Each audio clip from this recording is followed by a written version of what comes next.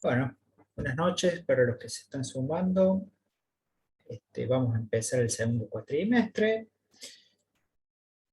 Eh, Vamos a recordar un poco algunas cosas del primer cuatrimestre. Sobre todo pensando en que la semana que viene es el parcial. Eh, Vamos a dar una idea de qué es lo que vamos a hacer en este segundo cuatrimestre y vamos a evacuar dudas para el parcial. Si no hay dudas, si nadie tiene ninguna consulta, empezaremos con el desarrollo del trabajo práctico de JFET, que es el próximo que sigue, el cual no va en el parcial, ¿sí? Es para empezar a adelantar, digamos, nada más.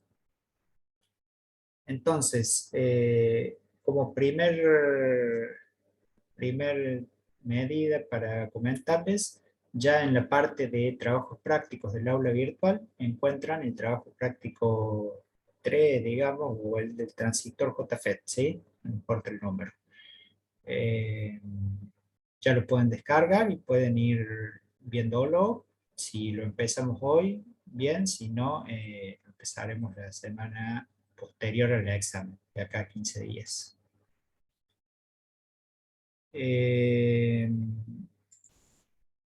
Por otro lado, ¿cuándo es el parcial, profe? La semana que viene, chicos. El parcial es la segunda clase después de las vacaciones, habíamos dicho. Entonces, va a ser en este horario, sí, el parcial va a ser a las 9:30 hasta las 11. Va a ser virtual, o sea, van a ingresar ustedes al aula virtual y ahí va a haber un parcial para responder. Las preguntas pueden ser de diferentes tipos, puede ser multiple choice, puede ser de rellenar, o sea, tienen un menú desplegable en donde ustedes eligen la respuesta correcta. Puede ser de cálculo, en donde tienen que poner el valor del resultado del cálculo que se les plantea en el ejercicio. En ese caso, cuando es de cálculo, yo siempre les aclaro en el, en el enunciado de la pregunta, pero no está de más aclararlo también ahora. Cuando es de cálculo, ustedes tienen que poner el resultado numérico únicamente. Si, por ejemplo, yo les pido una resistencia, no tienen que poner 3,4 ohm, la palabra ohm, ni el símbolo ohm. Si le pido una corriente, no tienen que poner 4,5 A o ampere, ¿sí? Directamente 4,5. Y lo tienen que expresar en la unidad que yo les pongo en el enunciado, ¿sí? Es muy importante que ustedes lean atentamente el enunciado. He tenido históricamente, no en esta época de pandemias exclusivamente, sino cuando tomaba los exámenes en el aula, en papel, siempre he tenido problemas con exámenes que los chicos se equivocan por no leer bien el enunciado. Lean atentamente qué es lo que pregunta y respondan escuetamente lo que está preguntando, para que no lo tome mal el autocorrector del examen, ¿sí? De la plataforma Moodle, que es la plataforma que utilizamos para el aula virtual. Eh, También hay otros ejercicios, me acuerdo porque ya los hice todos los ejercicios, me falta armar el parcial. O sea, Profe, tengo... Sí, decime.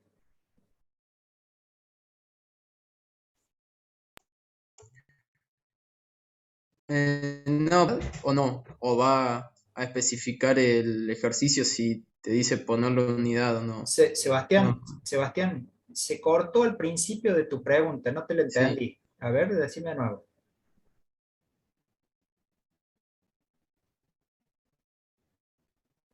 que acaba de explicar si al final hay que poner unidades o no hay que ponerlas. Y hay que poner solo el número.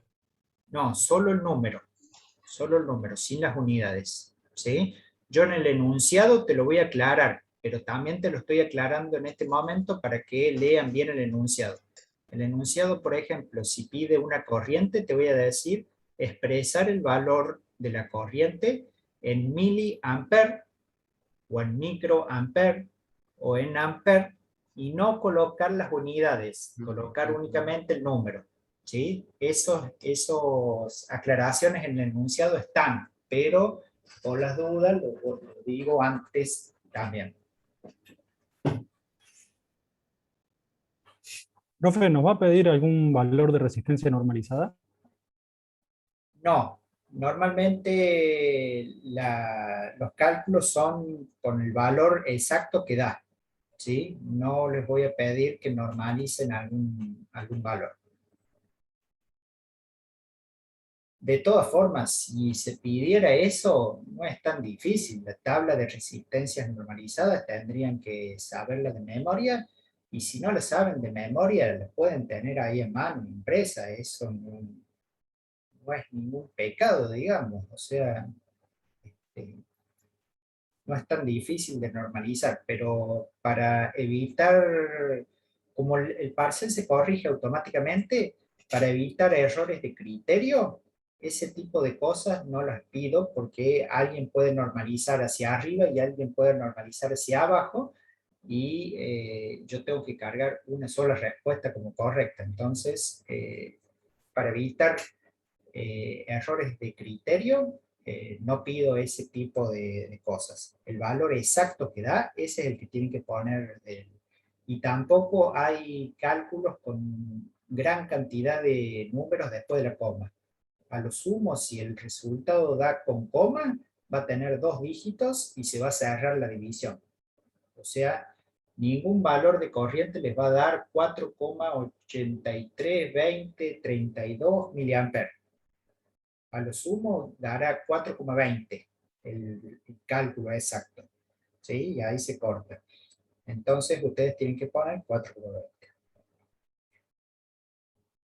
El parcial, como les conté recién, se corrige automáticamente, o sea, a las 9:30, a las 9:30 empieza, a las 11 cuando termine, automáticamente se cierra el parcial.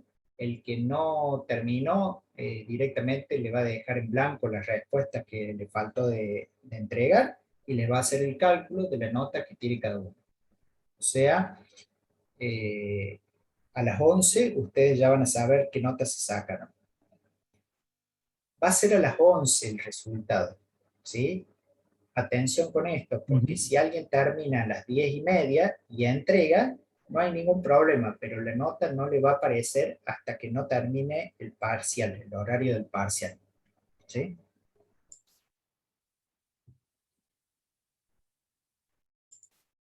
Bien.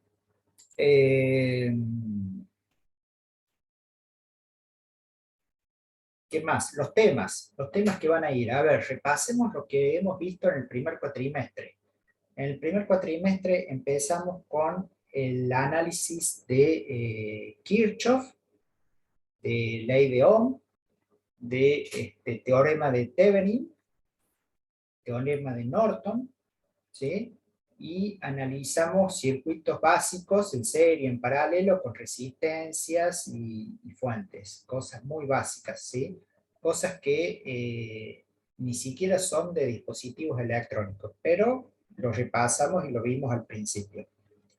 Después empezamos con los temas realmente de dispositivos electrónicos, que era diodo rectificador.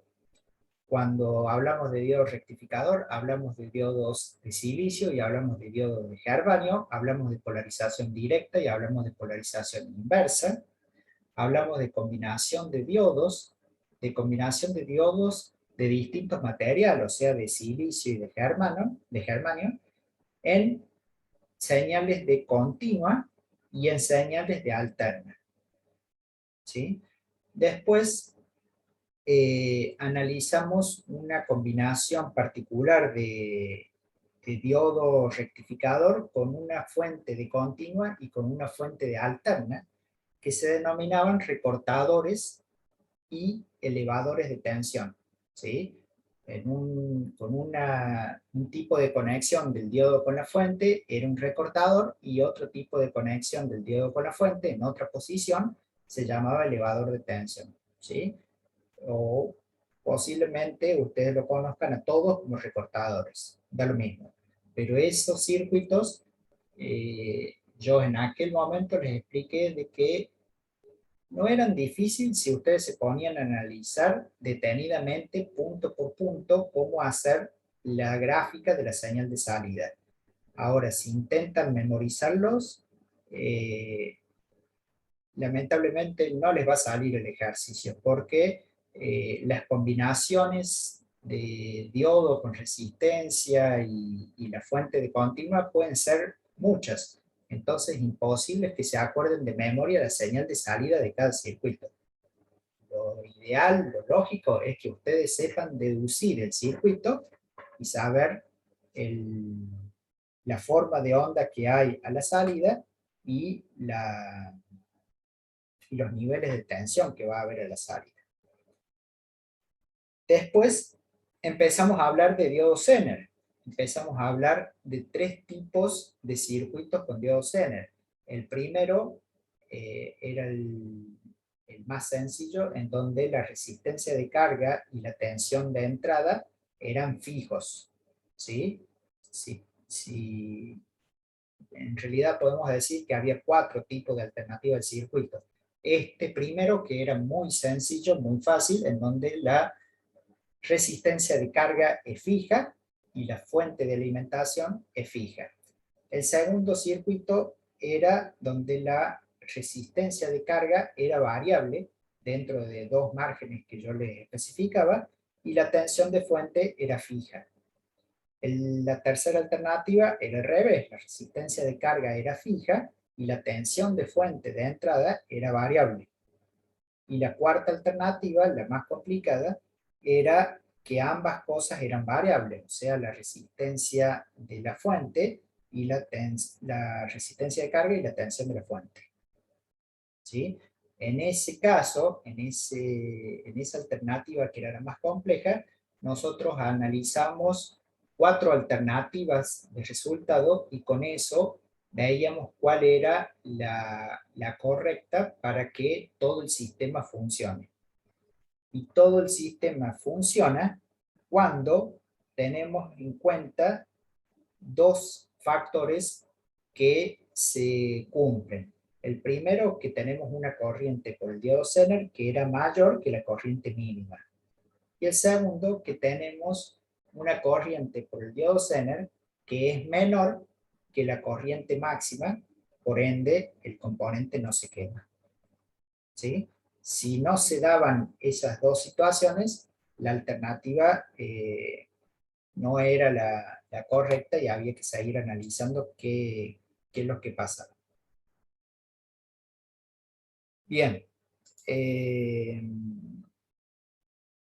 A posterior analizamos circuitos con el diodo Zener en alterna, ¿sí? O sea, combinaciones de diodo Zener, pero con señal de entrada en alterna, lo cual hacía el mismo trabajo que los recortadores que habíamos visto anteriormente con un diodo y una fuente de continuo, ¿sí? Entonces, analizamos las señales de salida de estos circuitos con diodo Zener y tensión alterna. A posteriori hicimos el trabajo práctico del diodo Zener, ¿sí? Hay algunos grupos que todavía tienen algún detalle para terminar de corregir, pero en general creo que casi todos estaban terminados. Del trabajo práctico también pueden haber algunas preguntas de alguna conclusión o de algo que hayan aprendido del trabajo práctico.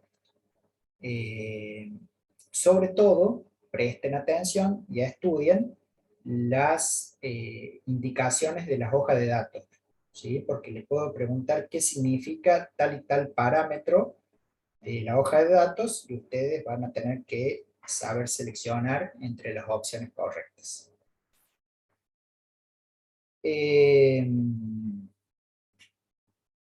Cuando terminamos con diodo Zener empezamos con transistor bipolar, empezamos a ver circuitos de el transistor bipolar, polarizaciones de la unión base-emisor, de la unión base-colector, las formas de onda del circuito de entrada, en donde teníamos el diodo base-emisor como elemento de entrada, y del circuito de salida, las corrientes de colector en función de la tensión colector-emisor, para diferentes valores de la corriente de base. Después analizamos la transferencia de corriente, la amplificación, el beta. Analizamos las regiones existentes en el transistor bipolar, o sea, dónde puede trabajar, en el corte, en la saturación y en la zona lineal. Dibujamos la recta de carga y aprendimos cuáles son estas tres zonas, la de corte, de saturación y de polarización lineal. Aprendimos cómo polarizar a un transistor en un determinado punto de trabajo que nosotros elijamos, los criterios para armar ese circuito de polarización, e hicimos ejercicios con las dos alternativas que tiene este tipo de transistor. O sea, analizando un circuito ya armado, que es un cálculo de un circuito ya armado, o diseñando un circuito para que trabaje en una cierta condición. Puede ser máxima exposición simétrica, es lo que normalmente pedimos, que implica que el punto de trabajo quede en la mitad de la recta de carga. Pero no necesariamente tiene que ser así. Yo les puedo pedir que lo polaricen en algún punto en particular de la recta de carga. Después empezamos con el trabajo práctico del transistor bipolar. Vimos las alternativas de las curvas, la curva de entrada, la impedancia de la entrada, las curvas de salida, las ganancias, cómo varía el beta con diferentes parámetros que pueden hacer que este valor, que aparentemente era fijo, porque era corriente de colector sobre corriente base, cambie, lo cual implica que no es tan fijo como pensábamos. Los dos parámetros más importantes por la cual puede cambiar el beta es por la temperatura, habíamos dicho, es más, hicimos una simulación en el software, variando la temperatura, y vimos cómo variaba el beta, las corrientes de colector y la corriente base. Y la otra alternativa era que variara el beta por la fabricación del componente, o sea, en un mismo componente, si ustedes compraban 3 o 4 componentes, no iban a tener exactamente el mismo beta en los 3 o 4 componentes, sino que tenía una cierta dispersión que el fabricante especifica en la hoja de datos. Vimos la hoja de datos del transistor bipolar en práctico y les pedí que analicen los parámetros más importantes para tener un conocimiento de la interpretación de la hoja de datos. Hasta ahí llegó el parcial. ¿Sí? ¿Por qué digo hasta ahí? Porque después, como teníamos tiempo, empezamos con el desarrollo de transistor JFET. Hicimos toda la introducción teórica, práctica del transistor JFET, algunos circuitos, y ahí terminaron las clases del primer cuatrimestre. Y ahora íbamos a empezar con el práctico del transistor JFET, pero todo lo que es transistor JFET no va en este primer parcial, queda para el segundo parcial. Bueno, hecho este resumen, medianamente de todo lo que hemos visto en el primer cuatrimestre y todo lo que va para el parcial, escucho preguntas. ¿Han estado estudiando? ¿Tienen alguna duda? ¿Algo que necesitemos repasar, revisar? Yo tengo un par de dudas que me A ver, surgieron. decime. Una era en un ejercicio que te daba la corriente de saturación, la tensión colector-emisor, perdón, era de transistor bipolar, te daba la tensión colector-emisor de saturación. 0,2 volt creo que era. Sí. Y te pedía la recta de carga y después máxima excursión simétrica. Mi duda era si para máxima excursión simétrica tengo que considerar el ancho entre la fuente y los 0,2 o todo hasta 0 A para ver, dividirlo por 2, digamos. ¿te acordás cuál es el número del ejercicio? Ahí lo busco.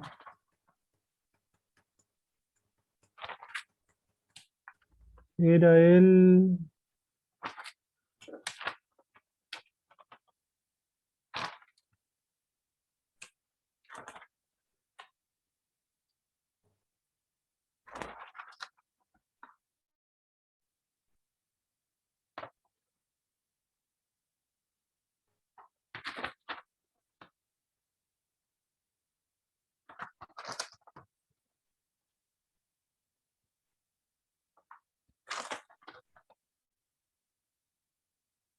No, el primero.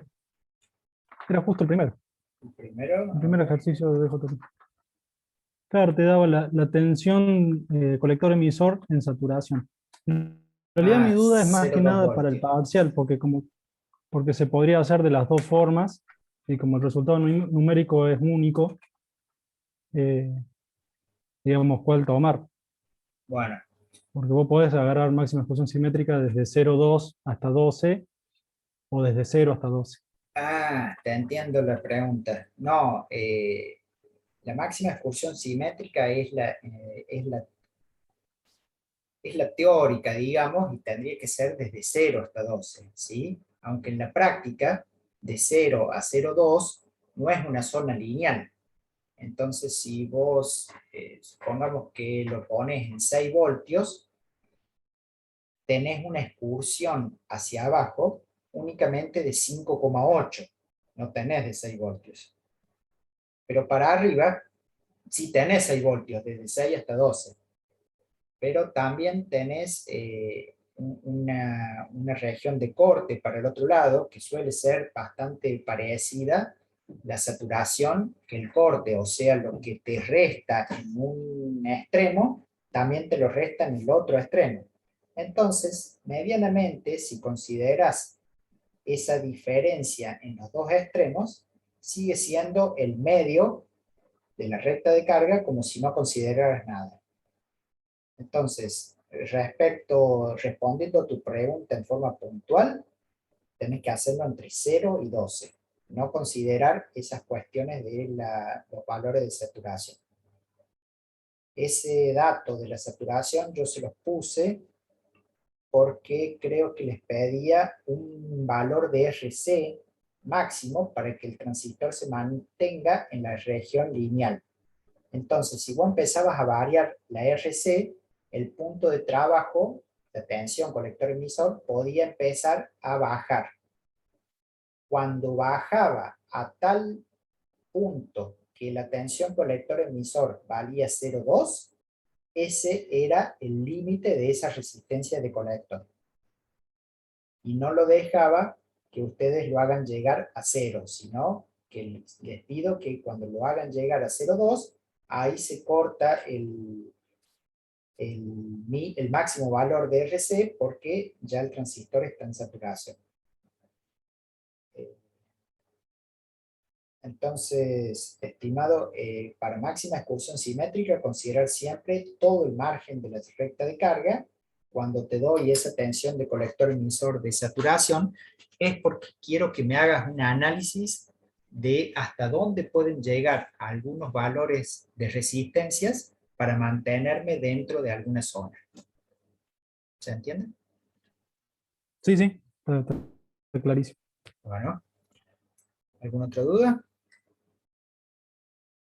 Y con respecto a cuando calculamos la corriente de emisor, ¿usamos beta o beta más 1 para el parcial? Eh, Cuando trabajamos con la malla, digamos, que pasa por el diodo. eh, cualquiera de las dos alternativas, cuando es un cálculo numérico, cualquiera de las dos alternativas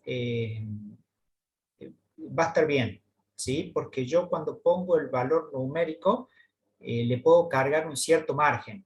Y para evitar esos inconvenientes de que ustedes usen el beta o el beta más uno, yo le doy márgenes con los dos valores, cosa que englobe las dos respuestas correctas. Entonces, cuando es un cálculo, despreocúpense, usen lo que ustedes quieran, que se los va a tomar bien a cualquiera de los dos resultados. Pero puede haber alguna pregunta conceptual en donde pida alguna definición de la corriente de emisor con respecto a las otras corrientes. Ahí no le tienen que poner que la corriente de emisor es igual a la corriente de colector, porque eso son consideraciones que hacemos nosotros para los cálculos, pero una pregunta conceptual significa que la corriente de emisor es beta más 1 de la corriente de base. ¿Sí?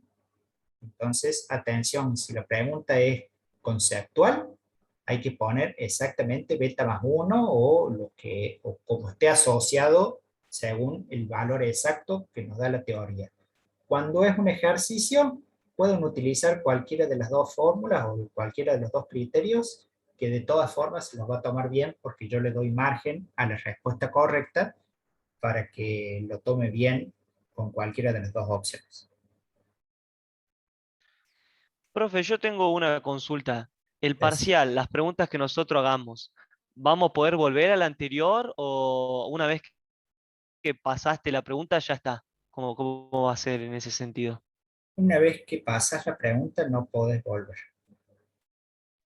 ¿Sí? Ah, O bien, bien. sea, van a tener 1 hora y media eh, y, bueno, van a tener algo así, a ver, no me acuerdo cuántas preguntas y ejercicios puse, pero creo que eran cerca de 20 más o menos, y van a tener que ir pasando de a uno y le responden y ya no pueden volver para atrás.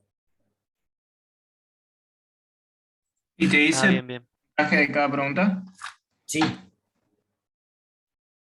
sí, te dice el puntaje de cada pregunta. Si ustedes quieren, pueden ir sumando y,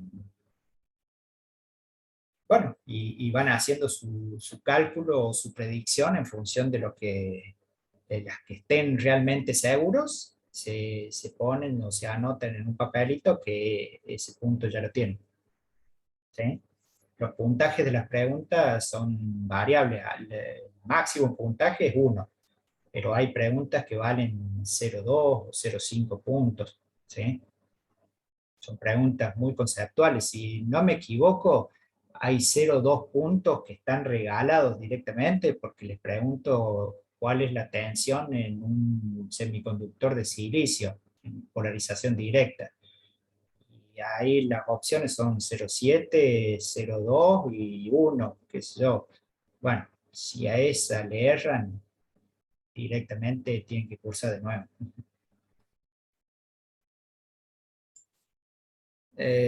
Profe, para rendir el miércoles, si no llegamos a entrar a las 21:30 en punto, ¿podemos entrar más tarde al parcial? Sí, no hay problema. A las 21:30 se habilita el parcial, pero pueden entrar a las 23:10 y lo pueden hacer en esos 10 minutos si quieren. ¿Con cuánto se aprueba y cuánto se promociona? Con 6 se aprueba el examen y con el mismo 6 también promocionan. O sea, tienen que tener recuerden lo que hablamos en la primera clase, para promocionar tienen que aprobar 2 parciales y tener 2 de los 3, o sea, el tercero es recuperatorio y tener todos los trabajos prácticos aprobados. ¿Qué fecha entonces? Miércoles que viene, estimado. Está muy perdido usted si no sabe que el parcial es la semana que viene. ¿Es con Zoom el parcial? Sí. O sea, yo voy a entrar a Zoom, a esta cuenta donde entramos para todas las clases, y voy a estar ahí disponible para que me pregunten o se saquen dudas.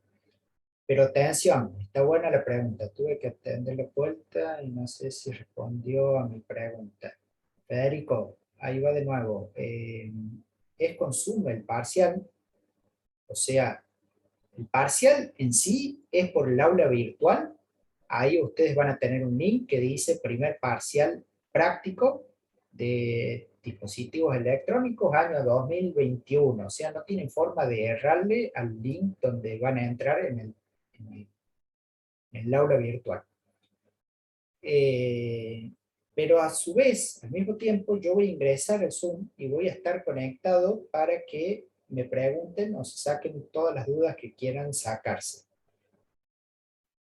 Pero al Zoom yo les voy a anular el micrófono a todos ustedes. O sea, me van a tener que hacer las consultas por escrito, por este chat. Yo voy a tener el chat permanentemente abierto y leyendo, y en forma individual. No sé si ustedes están viendo esta ventana del chat, que es el chat que yo veo. No sé si esto se los muestra, pero acá abajo dice enviar a todos o enviar a alguien en particular. Ustedes tienen que poner enviar a el organizador, creo que dice, o el administrador, o busca mi nombre, debe de decir Javier Abramovich, ¿no? Entonces me envían la pregunta únicamente a mí y yo les voy a responder únicamente a esa persona que me hace la pregunta. De esa forma, al anularles el audio, evitamos que tengan dudas perdón, que molesten a los otros estudiantes. Entonces, si quieren tener la computadora con el parlante activo, lo pueden hacer, porque yo sí les voy a hablar, les voy a ir marcando cuánto tiempo falta, si me doy cuenta que hay algún problema en el parcial, les voy a decir, si hay algún ejercicio que alguien me lo marcó y me di cuenta que está mal, les voy a aclarar a todo el mundo, pero es difícil que eso pase porque los repaso constantemente los ejercicios, no creería que no hay ninguno mal. Pero cualquier cuestión que necesite informarle a todo el mundo, lo voy a hacer por audio. Entonces les recomiendo que entren a Zoom y que dejen el parlante abierto. Nadie los va a molestar porque todos sus compañeros van a estar muteados. El único que les va a hablar y les va a interrumpir o decir algo, voy a ser yo.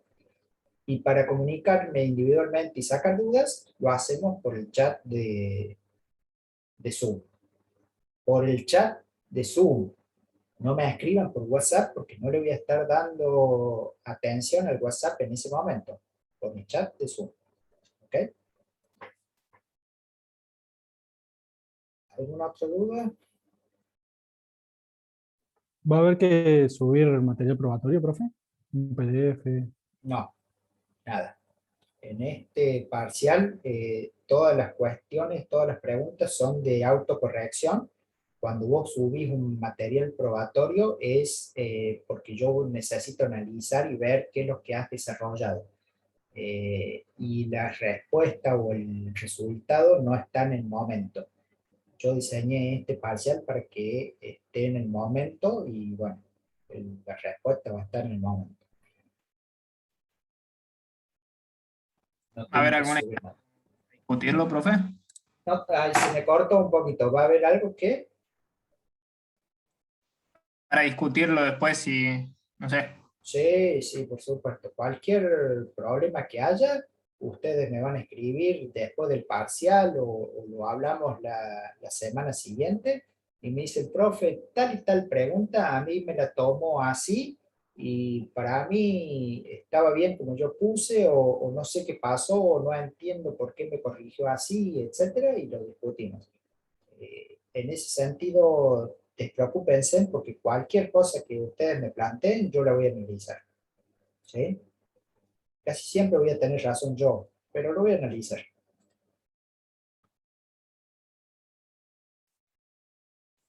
Una broma nomás. ¿Alguna otra pregunta?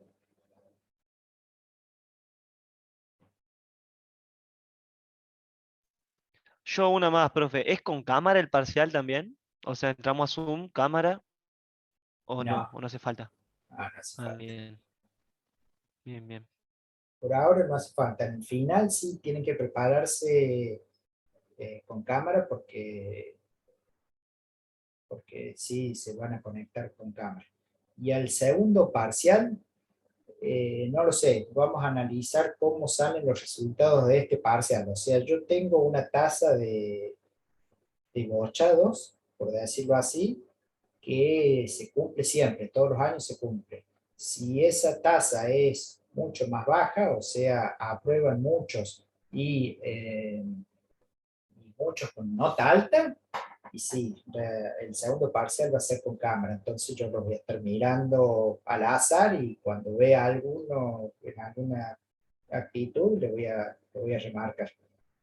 Pero este primer parcial no hace falta que sea con cámara. Lo que sí es difícil que se estén comunicando entre ustedes. Ahí el que preguntó si había un WhatsApp, es muy útil que estén todos unidos en un chat de WhatsApp, porque se van sacando dudas, se van consultando, se van pasando ejercicios, etcétera. Pero en ese momento no les va a servir estar conectados uno con el otro por dos razones. Primero, porque las preguntas son que no puede volver atrás. O sea, si alguien dice tal y tal ejercicio, yo lo resolví así y me dio este resultado. Y si ese chico ya pasó por esa pregunta, no tiene forma de volver atrás. Y,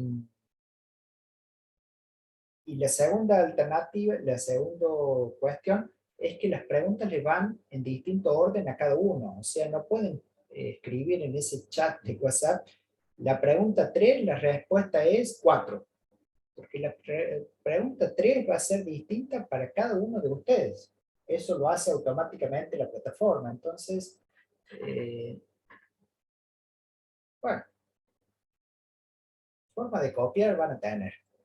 ¿Me entienden? O sea, yo sé de que esta modalidad es propenso a que copien, pero les voy a poner todas las trabas para que realmente no copien y que realmente estudien y que realmente aprendan la materia. Mi objetivo no es bocharlos a todos y mandarlos a rendir práctico a todos en el final. Mi objetivo es que aprendan. Si todos aprueban, bueno, me quedo conforme si realmente aprobaron a conciencia, o sea, porque saben. Porque más adelante, el año que viene, van a necesitar estas herramientas y bueno, si no las saben es porque hicieron alguna trampa en los exámenes, ¿sí? Entonces, estudien a conciencia, chicos, ¿sí? Van a tener la posibilidad de tener un montón de material ahí con ustedes para hacer cálculos, para revisar algún circuito, para revisar algo. Entonces, este, más fácil que eso, bueno, es fácil aprobar con esta modalidad. Es más, en el segundo cuatrimestre, si las condiciones lo permiten y volvemos a las aulas, el segundo parcial va a ser en el aula. Pero bueno, para este primer parcial lo hacemos así con modalidad virtual.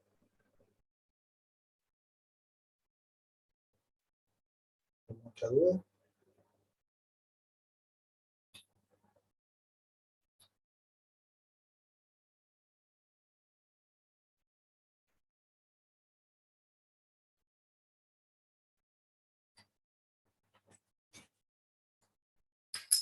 ¿No hay más dudas?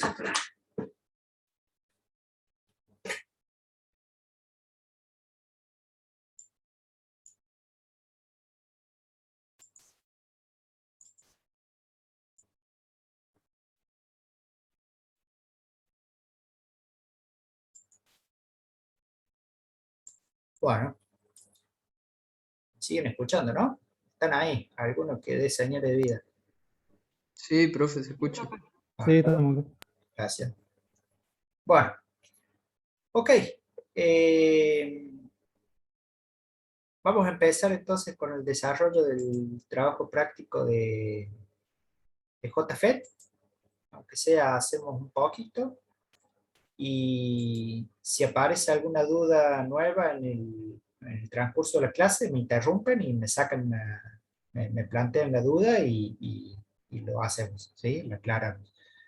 Y de acá la semana que viene, los mismos métodos de consulta que venimos manejando.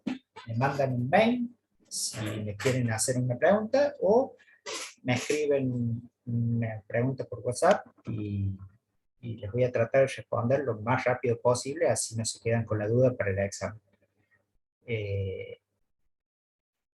Pero no me pregunten el mismo miércoles de la semana que viene, porque si ese día ando con problemas de trabajo y no les puedo responder, se van a quedar con la duda. Entonces estudien antes y pregúntenme, ¿sí? Máximo las preguntas deberían entregármelas el lunes. Ya el martes y miércoles no debería haber más dudas. Bueno. Vamos a abrir el trabajo práctico de JFET. Bien, recuerden que hablamos del JFET, era un transistor de efecto de campo. Había dos alternativas, el de juntura, que es el que analizamos un poquito más en esta materia, y el de unión metal-óxido, que es el MOSFET, que se usa, es bastante parecido, entonces para los fines del análisis en dispositivos electrónicos es muy similar, no tiene tanto sentido ver los dos. Al analizar el JFET, hablamos de la simbología, de canal N, de canal P. Recuerden de que era un componente que se controlaba la corriente de drenador-surtidor en función de un nivel de tensión en gate. ¿Sí? A la diferencia del transistor bipolar, antes controlábamos la corriente de colector-emisor en el bipolar con una corriente en la base. Ahora controlamos la corriente de drenador-surtidor con una tensión en gate. Esa tensión en gate abre o cierra un poco más el canal que existe entre drenador-surtidor para dejar pasar más o menos corriente. También dijimos que la unión gate-surtidor se polarizaba en inversa y drenador era positivo con respecto a surtidor. Bien. Dentro de las cosas de los parámetros que analizamos del transistor JFET y que era importante recordar, teníamos un valor que se denominaba IDSS, ¿sí? Que si lo buscamos y repasamos, era la corriente drenador-surtidor que se establecía en la zona estable de corriente, ¿sí? En la zona lineal de corriente, cuando el gate estaba conectado a masa. ¿Sí? Repito, era la corriente en la zona lineal del transistor cuando el gate estaba conectado a masa. ¿Por qué aclaro en la zona lineal? Porque existía otra zona que se denomina, perdón, región óhmica. ¿Sí? En la región óhmica no estamos todavía en la zona lineal. Y existía una tercera zona que era la región de ruptura, en donde, bueno, por consiguiente tampoco estamos en la zona lineal. ¿Sí? Ese valor de IDSS es el que se establecía y que quedaba fijo cuando variamos la tensión drenador-surtidor, siempre conectando o manteniendo el gate a masa. Entonces, este es el circuito que se plantea para el desarrollo en el laboratorio y lo que pide es armar el circuito, colocar la BDS en 15 voltios, medir la corriente drenador, la cual registraremos con el nombre de IDSS. Verificar con la hoja de datos el valor medido se encuentre dentro del margen del valor de la misma. ir bajando la VDSS en pasos de 1 voltio y relevar cada valor de IDSS para un nuevo valor de tensión drenador surtidor. O sea, completar esta tabla. Tensión drenador surtidor, 15, 14, 13, 12, 12, y ir midiendo el valor de la IDSS, ¿sí? O de la corriente de drenador en cada uno de estos casos. Relevada la tabla, graficar la curva, ¿sí? Yo acá tengo armado el circuitito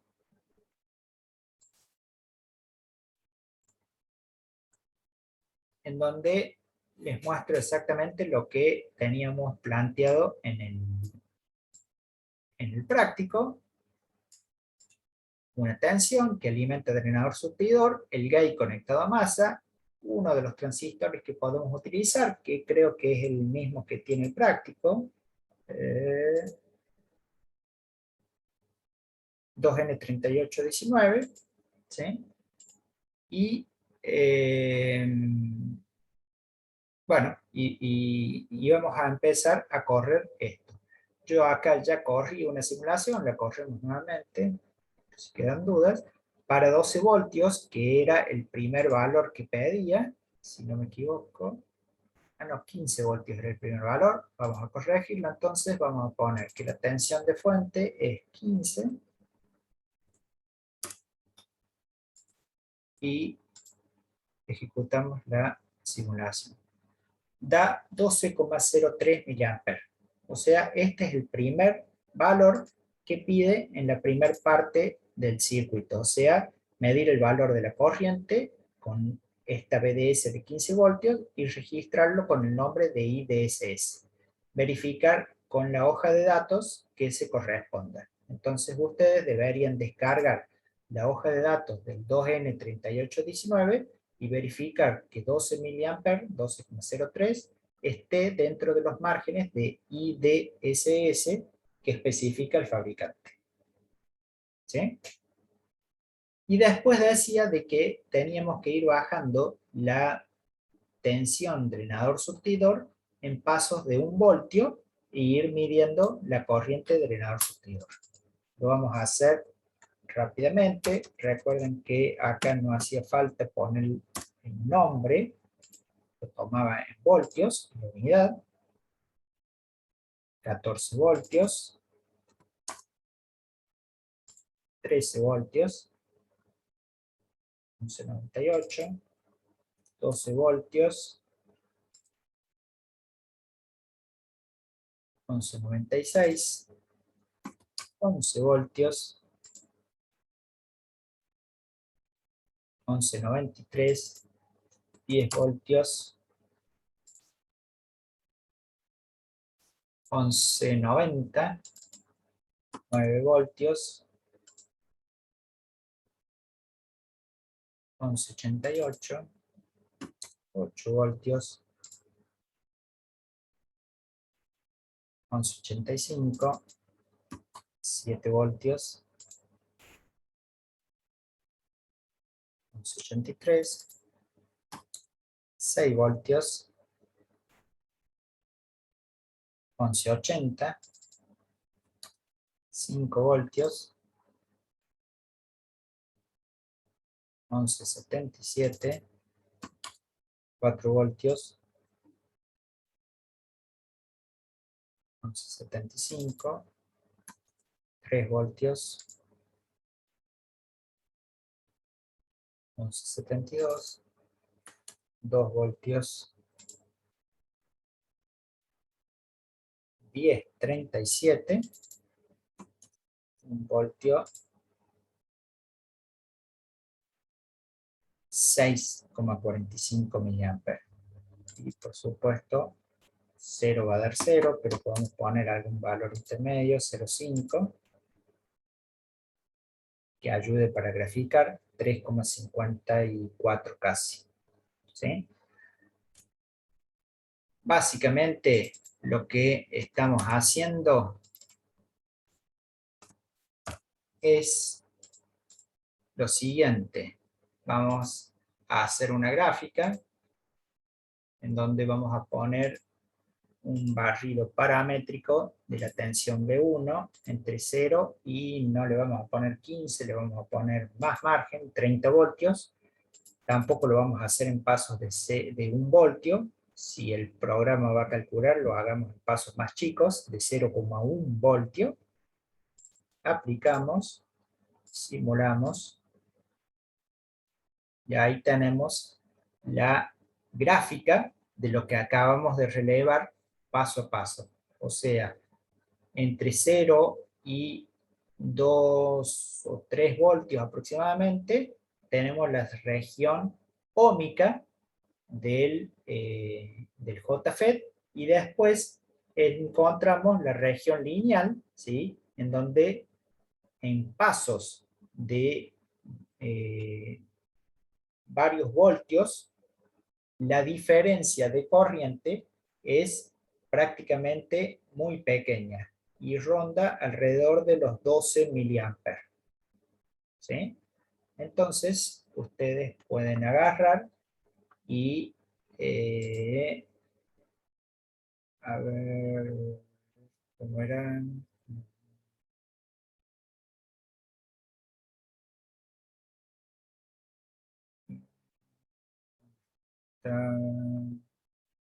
Podemos hacer una medición si quieren de un punto en particular, y ese punto puede ser por acá en medio. Mide el valor.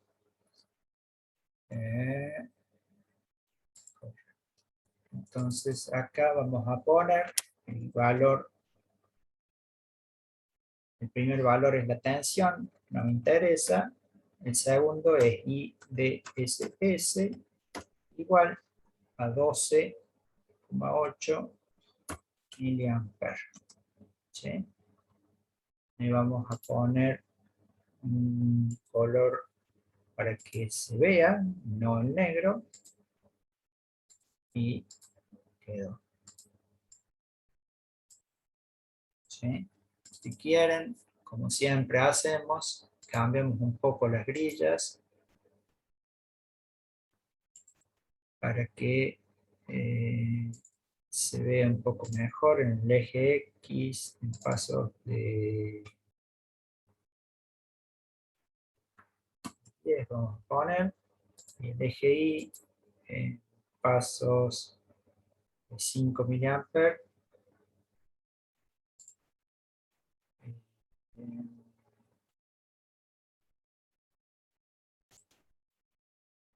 Ahí me gusta un poquito más. 5, 10, 15, 20, 25, 30. Y esto lo ponemos ahí. Y más o menos tenemos una imagen presentable para poner en el gráfico. ¿Ok? ¿Está acá? Sí, profe, se entiende. Bueno. IDSS. La segunda parte dice determinar la curva en función de la transferencia del JFET y comprender el parámetro de BGS off. ¿Sí? Recordemos, que también lo podemos graficar acá si quieren, que este es el valor de BP. ¿Sí? Entonces, si quieren, podemos poner otro punto, aproximadamente por ahí. ¿Sí? Hacemos una medición y lo vamos a poner por acá, y acá sí nos interesa el valor de tensión, entonces vamos a poner voltios, y la medición es que aproximadamente el BP vale 2,75. Cambiamos, ponemos color.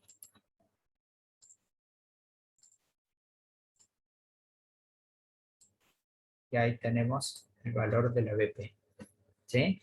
Y habíamos visto en la teoría que este valor de BP era igual que el de BGS off, que es el que vamos a ver ahora en la segunda parte, pero cambiado de signo.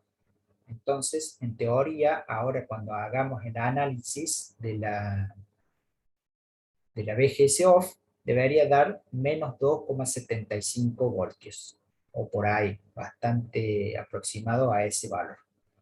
Entonces, leamos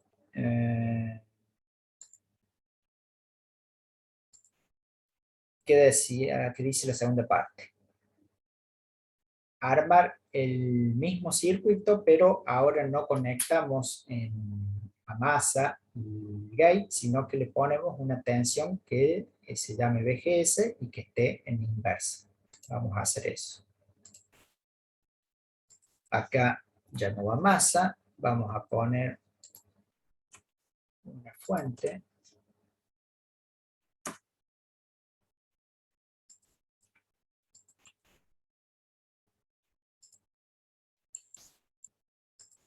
En polarización en inversa, vamos a llevar esto un poco más abajo,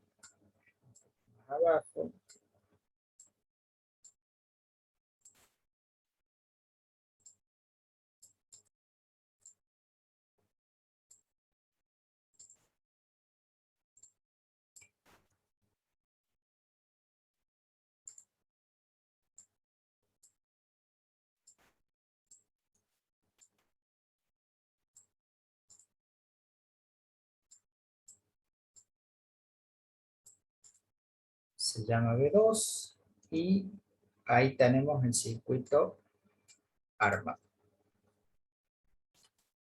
Bien, a ver qué es lo que empieza a pedir. Armar el circuito utilizando una fuente partida del laboratorio, bueno, tensión positiva y negativa.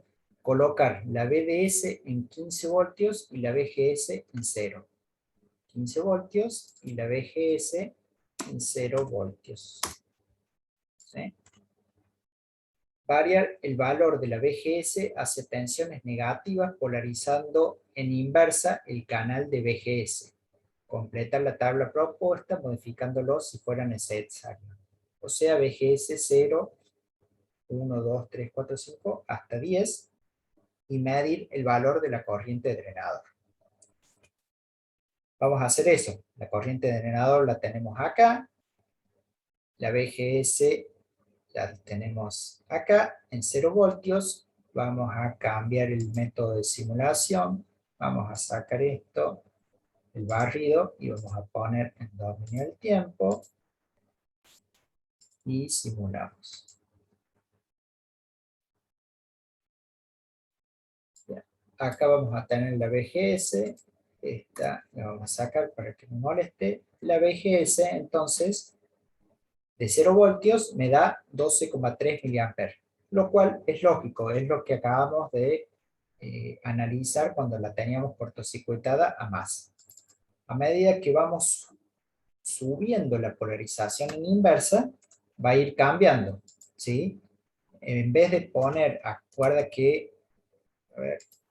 que acá puse menos 1, menos 2, menos 3, ¿sí? Porque es una polarización en inversa. Ustedes ya tienen la fuente conectada al revés, entonces en la simulación tienen que ir poniendo 1, 2, 3, 4, ¿sí? ¿Se entiende el concepto? Para menos 1 voltio, la corriente bajó a 5,36 miliamperes, ¿sí? Para menos 2 voltios, la corriente bajó a 1,34 miliamperes. Y para menos 3 voltios, la corriente ya se fue a 0, o sea, está en 970 fitoamperes, lo cual indica que es 0. ¿Qué es lo que pasa? Este transistor en particular, habíamos visto hace un ratito que la tensión de BGS off era 2,75. O sea, la tabla que me está pidiendo acá, hay que adaptarla para poder graficar mejor. Porque este transistor a los 3 voltios ya no mide nada de corriente. De nada sirve medir para 4, 5, 6, 7, 8, 9, 10. Directamente es todo cero. Entonces, para poder medir o para poder graficar con un poquito de mejor precisión, tendríamos que adaptar la tabla para que los valores de movimiento sean entre 0 y 3 voltios. Por ejemplo, en pasos de 0,5.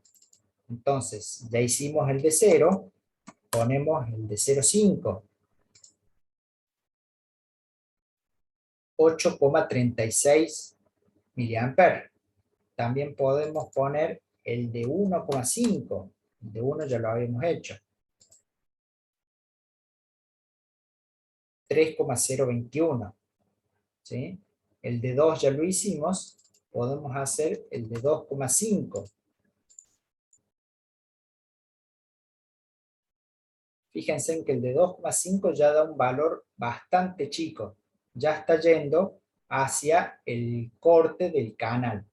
¿Sí? Nosotros lo habíamos medido aproximadamente en alrededor de 2,75 voltios. Si quieren, pueden indagar un poco más preciso por acá y van viendo cuál es el valor exacto que considera o que hace el corte abrupto.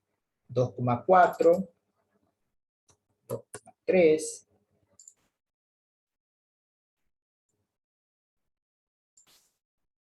2,2,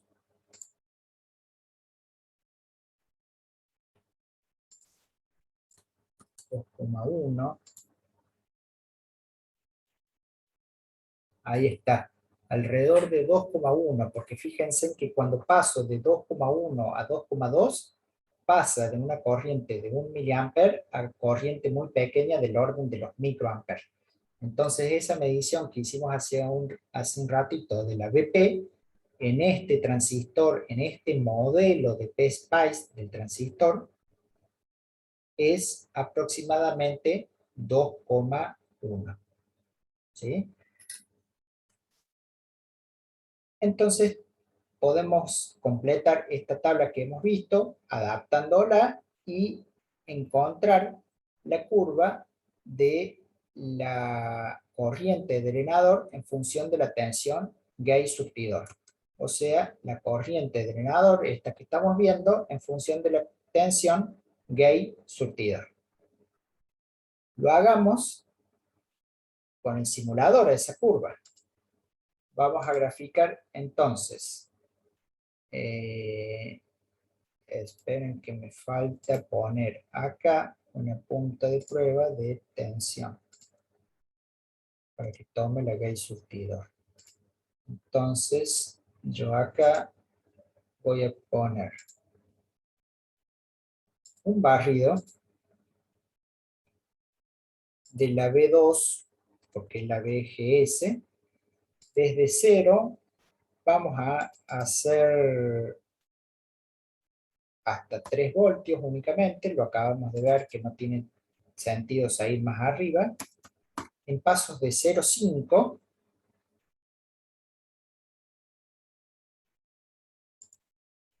y aceptamos. Simulamos. Pero no me tomo la corriente. ¿Por qué no me toma esta señal?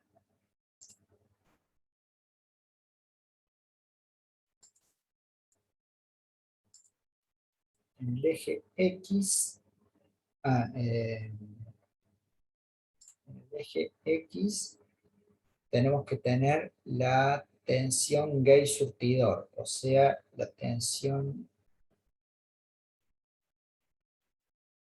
del J1 en gate. Y acá en el eje Y tenemos que tener la corriente. ¿Por qué no me la muestra la corriente?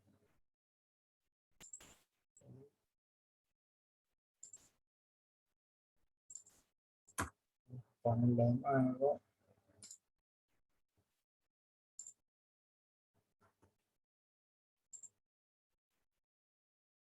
Ahí está.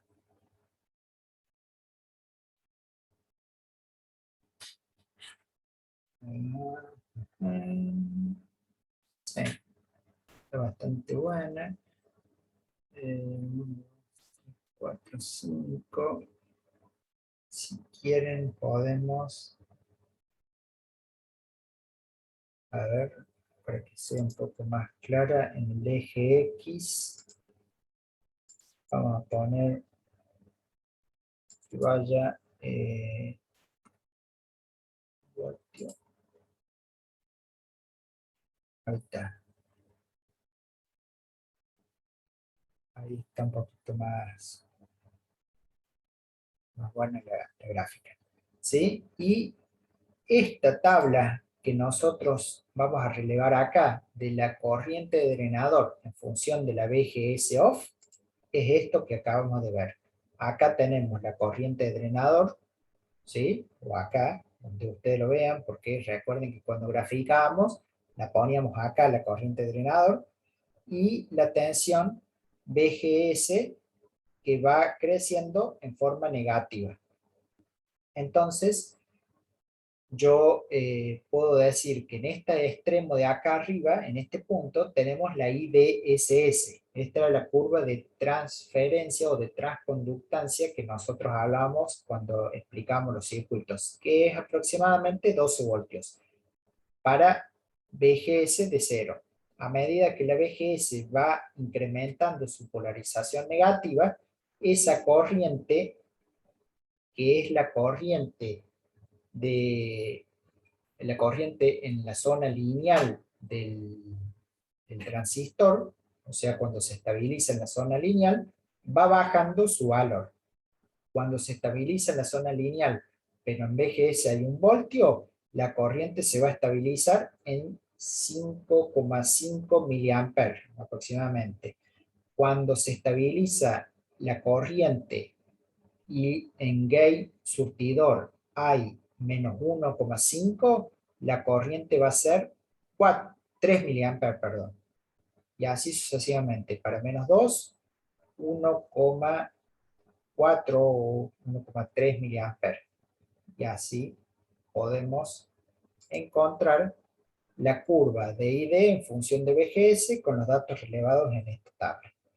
Encontrar el valor de la BGS de off y compararlo con el expresado en la datasheet del componente. El BGS de off está aproximadamente por acá, cuando la corriente ya se hace 0, es más o menos 3 voltios, ¿sí?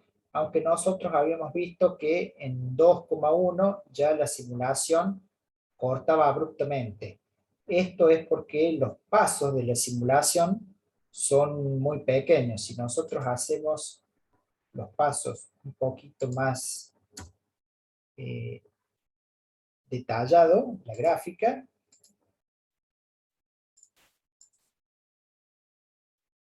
debería estar un poquito más lineal, no tan recta, y en 2,1 estábamos por acá, y en 2,2 la corriente ya bajaba por debajo de 1 miliamper, más o menos por acá.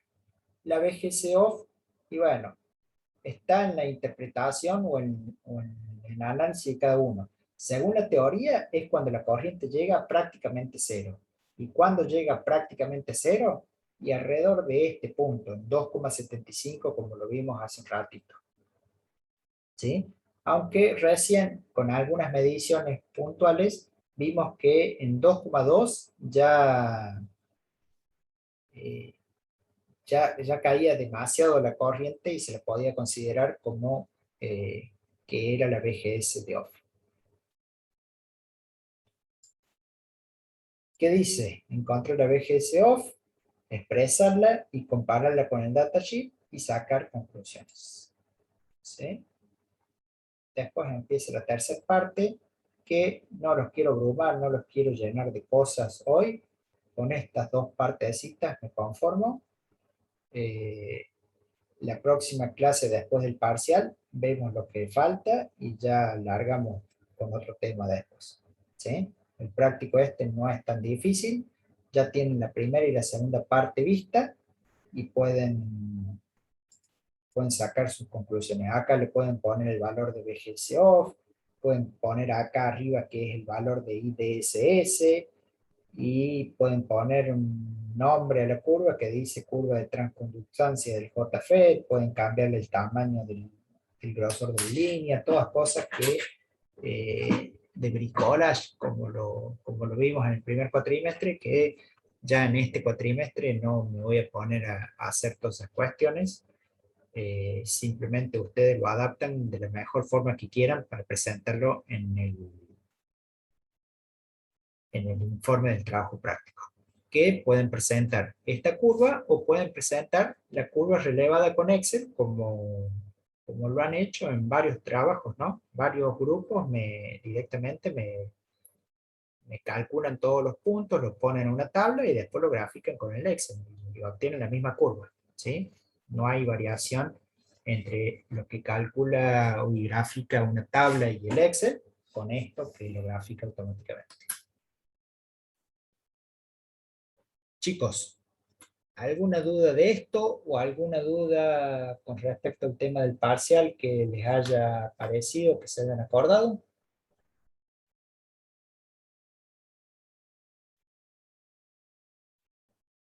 Yo no, profe, por el momento todo bien.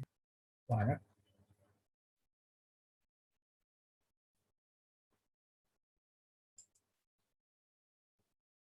Yo tengo dos, a ver, decime.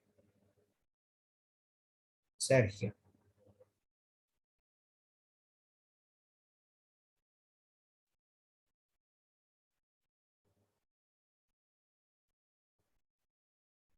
¿Cuántos decimales en las respuestas? Eso te lo aclaro en cada pregunta. Cuando hay que poner con decimal, te lo aclaro.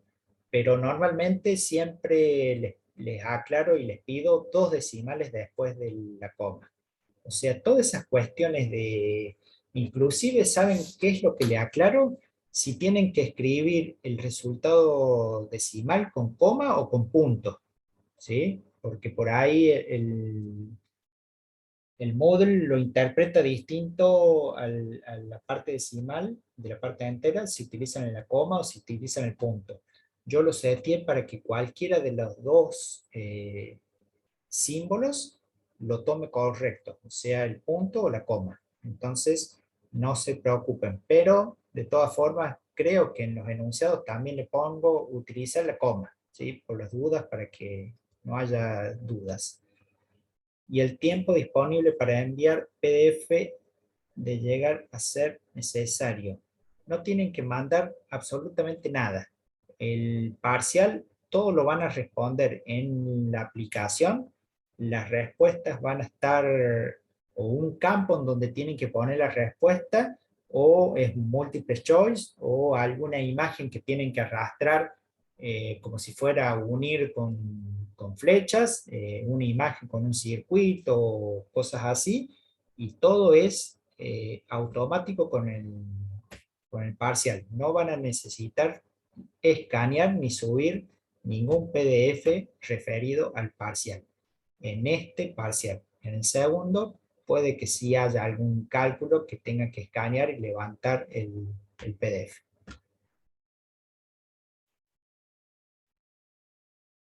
¿Ok, Sergio? ¿O te quedó todavía alguna duda? Entendido, perfecto. Saludos. Bien, ¿alguna otra duda?